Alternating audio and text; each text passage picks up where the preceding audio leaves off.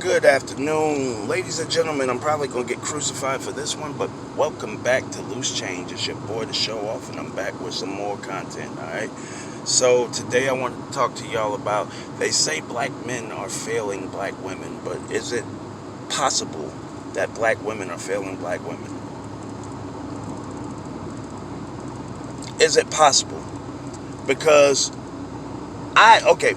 one, a couple videos ago, I came out and I did a video about a TikTok video, this particular TikTok video that I had saw posted and plastered everywhere. And this video was basically asking, is the previous generation of black women, are they jealous of this generation of black women? And I thought that was total disrespect. Total disrespect. And the reason why I thought that was total disrespect is because we haven't gotten where we have gotten without prior generations dropping their knowledge and wisdom on us. So I thought that was very disrespectful. And remember that the prior generation that you're talking about is your mothers, your aunts, your grandmothers, your great-grandmothers, people who have passed down knowledge and did what comes natural to them. So when they're questioning your judgment, all they're doing is passing down your knowledge for the betterment of you and for your best interest. See, these are people who can't want anything else than what's best for you. And you question that with, are you jealous of me? Because it's not what you want to hear. So, i.e., when I got to thinking about the relationship between females as constructed presently by black females and their friends, when I got to thinking about that, I came to this conclusion, y'all. I came to this conclusion, and that it's very rare that you hear a black woman or hear a friend, female friend, tell another black woman when her situation is good. So, anybody who's looking for negativity can find negativity in any situation. Any situation. They can be totally 100% winning. And you can look for something negative within a person. And you can find it. Who's there to check you? Now, mind you, if your grandmother or your mother checks you, she's jealous. The people that you should trust the most, because they brought you here, they endured the ultimate pain by bringing you here, they are somehow jealous of you because they're telling you what you don't want to hear. Alright? So with that being said, y'all, we're told as men that we're failing black women. That's what we're being told, right? Now how? Because what we're going to do is we're going to keep it 100 on my podcast. That's what we're going to do. We're going to keep it all the way. Matter of fact, we're going to keep it 1,000 on my podcast. That's what we're going to do. So you're telling men that we need to learn how to lead or whatever. So is that really the case? Or do you just not want to be led?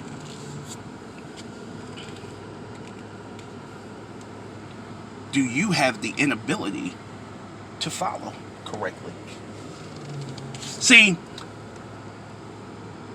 I had this conversation yesterday, and then the week before, these ladies that I know, they have this podcast. So the week before, I heard them talking about submission. And what the majority of them was talking about, what they thought was submission, is actually not submission at all. The way that they put it out was submission is basically letting him speak first. And if you dislike it, challenge it. That's not submission. Submission means you lead, I'll follow. You make the decision, I'll follow. Now, it's cool if, like for me, I would consult with my queen about everything. about every decision that I make. But the final decision would be up to me. If that's the type of lifestyle that we choose to have, one of submission. Alright? Now, with that being said, what you're saying, what they were saying is not submission at all. Alright? So first and foremost, when we're having these conversations about what our relationship is going to be, we have to be very, very clear about that when we get into those relationships. But the point that I'm trying to make is, how can I lead you? How can you ever be in a position to trust someone you're bringing into your life if you can't trust someone who's been there from the beginning? And how can I lead you if you're not willing to listen to anything except what you already thought? That's a deep one. That's a deep one. Now, where I say women are failing each other is simply this. Best case scenario, you're a homegirl. Women have each other's ears, especially women who are apparently in their same generation. Homegirls, best friends, besties, whatever the case may be. Y'all have each other's ear, right? So, listen to this. If she is not going to tell you your situation is good, best case scenario, you can expect for her to say, girl, I don't know. I guess you got to do what you got to do. It's a very vague statement, but it is it's almost giving a stamp for you to leave the situation. Even if she looks at your situation, she's there, she sees this man is good to you, this man is at home, this man is not out in the streets, running the streets. Even if she sees and he goes to work and he comes straight home, even if she sees that, she knows that when you come to her with some negativity, you want her opinion to be reinforced. All right? So with that being said, who's going to check you, ladies? Because the absolute worst thing she's going to tell you is, girl, I wouldn't take that shit. I wouldn't take that shit. You just need to leave.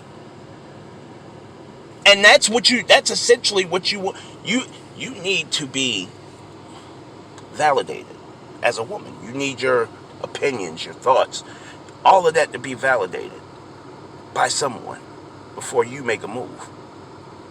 You submit to your friends. But the person who's actually doing shit for you, you don't want to submit to the person. The person who's even helping you pay bills. Or the person whom you're supposed to be on. Like, relationships are supposed to be a team sport. Instead, we're adversarial. Alright?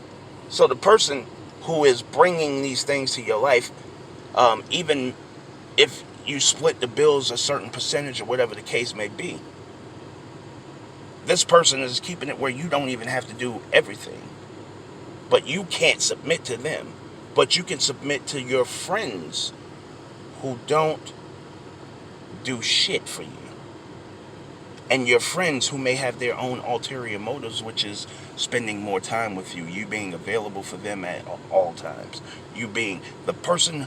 See, all of these people out here who will go on Facebook and start posting about how they don't have solid people in their lives, and these people are flimsy, and these people are this and that, and this, that, and the third. See, the thing about it is, you control what your circle is. You control what you have around you. You control what you decide to pour into yourself. What you decide to pour into someone. You decide whether you're going to pour into someone who is worthy of you pouring into them. Not everybody who is in your circle belongs in your circle. So this comes down to basic judge of character. What woman is going to tell you your situation is actually good when your situation is actually good? Your mother and your grandmother, your aunts, your older cousins. Those would be the main people who probably would if they knew what the situation actually was. But you don't trust them because they're not telling you what you want to hear. So they're jealous. That's what disgusted me about that video. That's what disgusts me about where we are. Tell me I'm wrong all you want to. I see it. I see it.